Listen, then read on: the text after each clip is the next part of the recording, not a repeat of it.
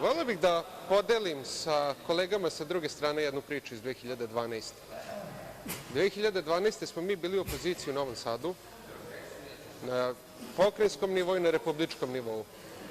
2012. se u Novom Sadu desila ogromna tragedija. 6 mladih života je izgubljeno. 6 mladih života je izgubljeno u požaru u jednom noćnom klubu. To se sve dešavalo u aprilu 2012. Mesec dana pred izbore. Jedan mesec pred izbore. Nikome iz Srpske napredne stranke nije na pamet palo da politizuje tu tragediju. Ja sam imao priliku da poznajem jednu od tih 6 osoba čiji je život tada ugašen. Nikome iz Srpske napredne stranke nije palo na pamet da politizuje tragediju. Sve suprotno od onoga što ste vi sada uradili. A ono se dešavalo mesec dana pred izbore. Većina vas se i seća kakvi su to izbori bili i kako je bila uzavrela atmosfera. Niko nije iskorišćavao smrt mladih ljudi zarad političkih poena do vas. Do vas. Što se tiče medija koje ste hvalili ovde danas, koje ste prikazivali kao neki primer objektivnog izveštavanja, kao primer najboljeg novinarstva izveštavanja. 4. maja Aleksandar Fatić u emisiji Newsnight na N1 televiziji izjavljuje, bez ikakvog stida, bez ikakvog srama izjavljuje, da slučajno nikom ne pada na pamet da onog malog monstruma odvaja od roditelja. Da je po njegovom mišljenju dosta da on promeni školu i da se s njime radi psihoterapija. Dan posle te tragedije on to izjavljuje. Da ga treba pustiti napolje odmah. Da li iko od vas ustao da se zapita kakva je to televizija, gde je normalno takve stvari emitovati dan posle takve tragedije?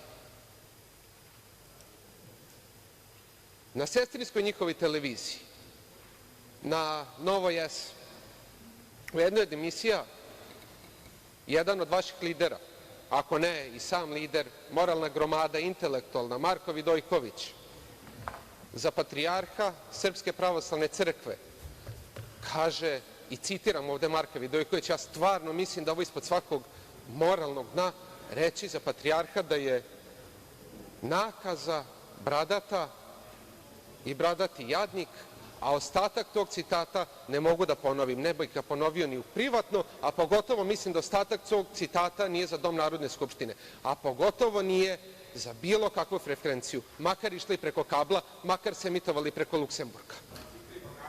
Sramotno je što niko od vas to nije ustao da osudi, a tu sa vaše strane ima pripadnika svih avramovskih religija.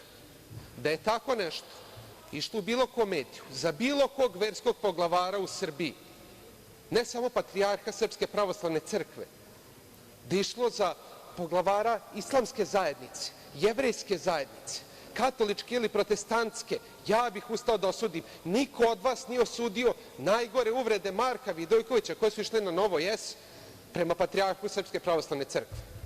A onda sad čujemo i one među vama koji sebe zovu desnom i nacionalnom opozicijom da vas podržavaju. Da podržavaju to. Kako iko može sebe zvati srpskim patriotom, srpskim nacionalistom, a sedeti i šetati se sa istim ljudima koji imaju takvo mišljenje o patrijarhu? Ali kad smo već kod šetnji, iskoristili ste donekle strah naroda da biste se ubacili u njihove šetnje, da biste preuzeli sve to. Ali niste se samo vi ubacili. Da li bi mi iko od vas objasnio šta rade hrvatski vijećnici na prosvjedima, kako neki od vas kažu? Zašto se hrvatski većnici dolaze u Beograd, protiv čega će hrvatski većnik da protestuje u Beogradu?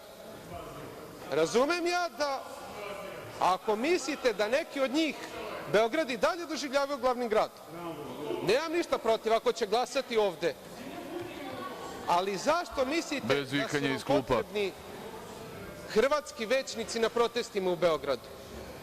Je li to admiral Zelenović? Nije prvi put da dovodi nekog. Podsjetio bih vas, on je juče pričao o nasilju na protestima. Hajde da vas podsjetim na to šta je Teodora Gavran s njegove liste pisala. Kaže, ovo je naš drug Gundi, nakon borbe u Siriji otišao je u Ukrajinu, a između svega toga je proveo 3 meseca u Srbiji u vreme protesta. Da li bi iko od vas odgovorio zašto su vam potrebni psi rata u Srbiji na protestima? Kažete Majdan, vi dovodite pse rata iz Sirije, plaćenike, na proteste i još kažete vaši prijatelji koji s vama se piju pivo, trče po Novom Beogradu i slično. Zašto imate potrebu da dovodite strane plaćenike na vaše proteste? I ovde, ovo nije nikakva fraza, čovek je plaćenik, pas rata, čovek koji ide u Siriji i Ukrajini. Neko radi svoj posao negde drugde, nemojte takve ljude dovoditi. I onda ćete reći ko izaziva nasilje na protestima. Koliko vam još treba takvih da se dovedu ovde da biste nešto pokušali da uradite? I na posledku, još jedno pitanje upućeno patriotama, nacionalistima, ljudima koji će sve učiniti za Srbiju, onima koji su se zavetovali da će vratiti Kosovo. Kažite mi kako se šetate sa Radom Trajković na tim protestima? Jel ste znali da je Rada tamo? Jel ste znali da je Rada bila na prvom? Isto ona Rada koja je sedela sa Kušnerom i smeškala se kada su ga pitali za žutu kuću. Pa širila ruke, kaže, ma to je nemoguće, to su izmišljotine srpskih medija. Isto kao sada što vi govorite šta su izmišljotine. Tad je Rada stala pored Kušnera, govorila da nije bilo žute kuće. Ista ona Rada Trajković koja se nijednom nije setila da osudi prebijanje, mučenja i pucnjavu na Srbe na Kosovu i Metohiji. Sada se Rada šeta sa vama. I vi ste svi srpski nacionalisti, vi ste svi srpske patriote, zajedno sa Radom Trajković u istom paketu. Ništa vas ne razlikuje od njih, ništa vas ne razlikuje od Rade, svi ste isti. Zahvaljujem.